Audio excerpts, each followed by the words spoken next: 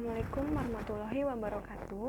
Perkenalkan, nama saya Nabila Muflistana Putri, tingkat 1. Saya berasal dari kampus Tikes Muhammadiyah Cirebon. Dalam video ini, saya akan membahas materi terkait bagaimana Pancasila dalam arus sejarah bangsa Indonesia. Pada bab ini, Anda akan diantarkan untuk memahami arus sejarah bangsa Indonesia, terutama terkait dengan sejarah perumusan Pancasila. Oke, kita langsung aja masuk dalam materinya ya.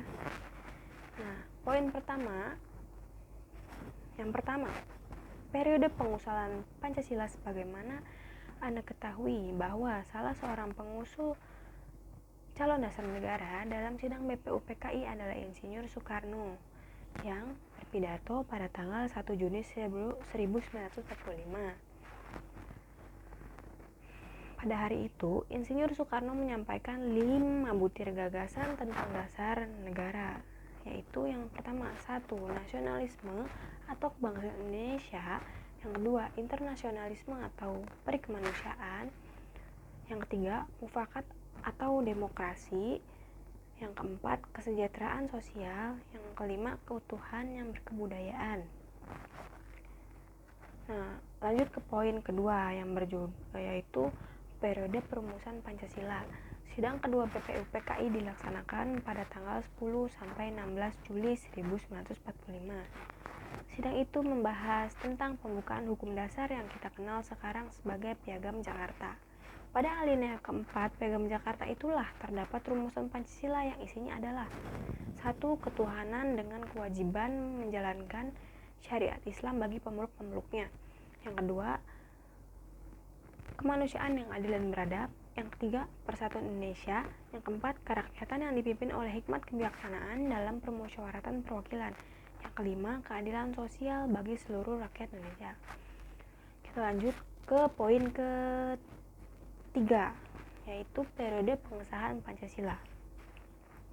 Peristiwa penting lainnya terjadi pada tanggal 12 Agustus 1945.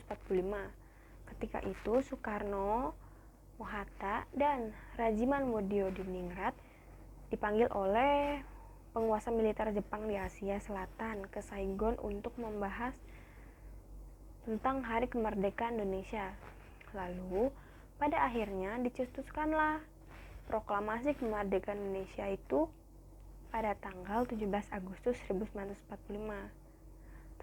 Teks kemerdekaan itu didiktekan oleh Muhammad Hatta dan ditulis oleh Soekarno pada dini hari.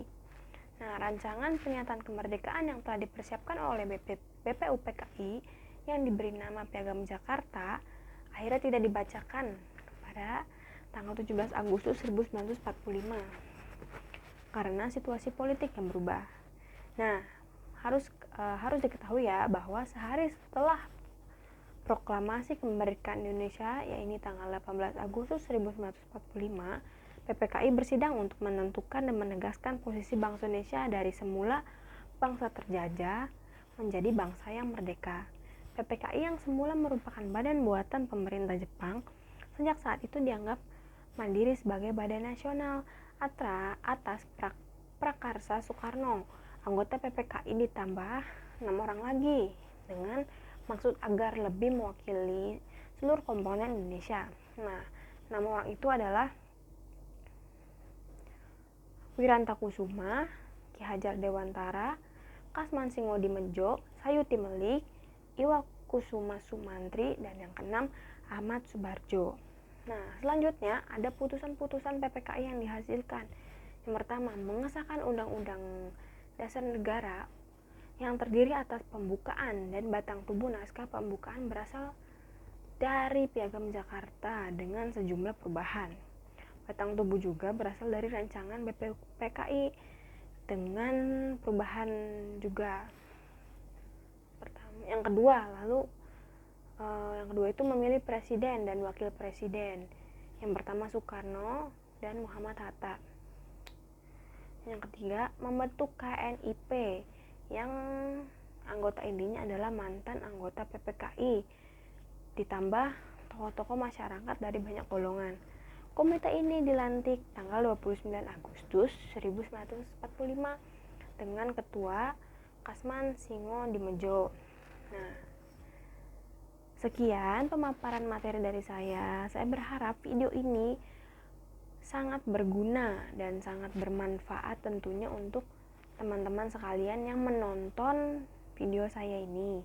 Saya mohon maaf apabila ada kekurangan atau kesalahan dalam video ini. Saya undur diri. Terima kasih. Dadah semuanya.